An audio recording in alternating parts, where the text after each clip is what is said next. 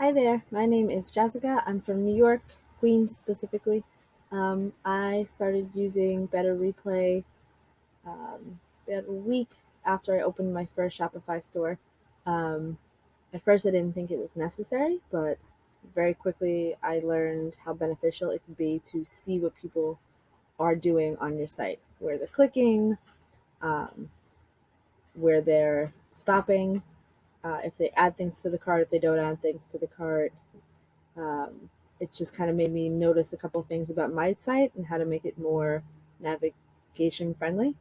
Um, it is definitely a tool you should have when you're starting to help build your brand better, help build your store better, help get better sales.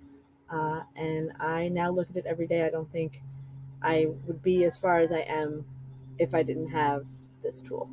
So, thank you.